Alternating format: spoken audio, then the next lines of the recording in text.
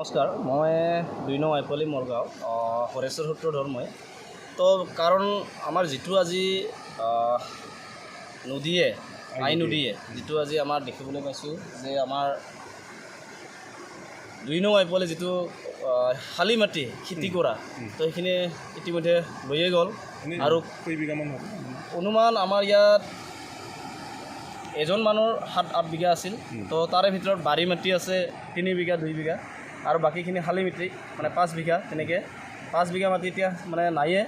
এতিয়া আমাৰ 2-3 বিঘা মানে বাৰী মাটি আছে ঘৰৰখিনি। তো মই এটাই কথা ক'ব বিচাৰিছোঁ আমাৰ চৰকাৰক, BTR হওক বা আমাৰ অসম চৰকাৰে হওক, যি ক্ষতি হৈ গ'ল এই ক্ষতিপূৰণখিনি যাতে চৰকাৰে দিব লাগে। দ্বিতীয় নম্বৰ কথা হ'ল আমাৰ প্ৰটেক্ট মানে আমি ৰক্ষা থকাৰ কাৰণে, আমি এই গাঁওখন জীয়াই থকাৰ কাৰণে যাতে আমাক এতিয়া প্ৰটেকশ্যন নহয়, আমাক মাথুৱাৰী যেনেকৈ নদীখনৰ ছাইডে মাথুৱাৰী দিয়ে, সেইটো আমি BTR চৰকাৰ হওক বা অসম চৰকাৰ হওক আহ্বান কৰিছোঁ, এইটো কৰি দিব লাগে।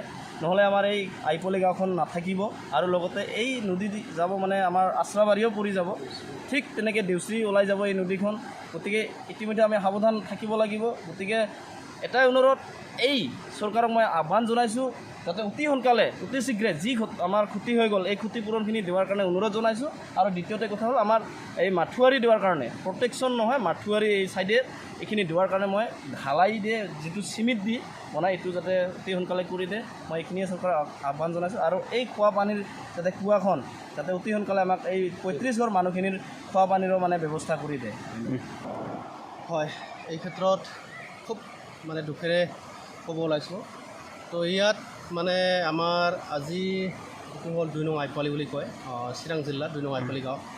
তো ইয়াত মানে এনেকুৱা মানে আমাৰ এই 2 নং আইপলি গাঁৱৰ মানুহখিনিয়ে বিভিন্ন মানে ধৰি লওক মানে বিশেষকৈ আমাৰ এই বাৰণী পানীয়ে, তো ভূটানৰ পৰা বৈ অহা বাৰণী পানীয়ে তো আমাক মানে প্ৰত্যেক বছৰে যেনেকুৱাকৈ মানে হাৰাশাস্তি এটা দি আছে। কিন্তু এইবাৰ মানে দেখিবলৈ পালোঁ মানে খুব এটা মানে আমাৰ যিখিনি আমাৰ ধৰি লওক আমাৰ ম্যাদী পাট্টা হোৱা মাটিখিনিকো মানে যিমান শালি মাটিখিনি আছিলে আৰু মানে কমপ্লিটলি মানে ইতিমধ্যে লৈ গ'ল। এতিয়া মানুহখিনি ক'ত মানে খেতি কৰিব, ক'ত কি কৰিব, এনেকৈ এটা পৰ্যায় আহি পৰিছে। তো এই সংক্ৰান্তত মই এইখিনিয়ে মানে চৰকাৰক মই আহ্বান কৰিব বিচাৰিছোঁ, অসম চৰকাৰ তথা আমাৰ BTR চৰকাৰক। তো খুব কম সময়ৰ ভিতৰত যাতে আমাক এই যিখিনি আমাৰ ক্ষতিপূৰণ হৈছে, ক্ষতিপূৰণখিনি আমাক চৰকাৰৰ ফালৰ পৰা মোকলাই দিব লাগে। আৰু দ্বিতীয় কথাটো হ'ল কি, তো এইটো আমাৰ এটা মানে মেজৰ এটা সমস্যা হয়। তো গতিকে মানে চৰকাৰে যাতে এই ক্ষেত্ৰত যাতে মানে অলপ মানে গুৰুত্ব দিয়ে, মানে এইখিনিক মানে বান্ধাৰ কাৰণে আৰু মানে কিবা এটা মানে মথাউৰিৰ কাৰণে যাতে ব্যৱস্থা কৰি দিয়ে, এইখিনি মই অসম চৰকাৰ তথা আমাৰ BTR চৰকাৰক মই আহ্বান কৰিছোঁ। আৰু ইয়াত এটা যিটো এইটো পানীত বুকত পৰি আছে, হয়, সেইখন ঘৰৰ কাৰণে এইটো বনোৱা হৈছিলে। হয়, ইয়াত মানে এনেকুৱা হৈছে, এতিয়া এইটো আমাৰ যোৱা 2013ত আমি আমাৰ চৰকাৰে দিয়া আছিল এইটো। তো আমাৰ ইয়াত কমত মানে 35 ঘৰমান ফেমিলিয়ে মানে ইয়াত পানী খাইছিল। তো এতিয়া আপোনালোকে মানে ফুটেজত দেখুৱাই আছে, দেখা পাইছে ইতিমধ্যে।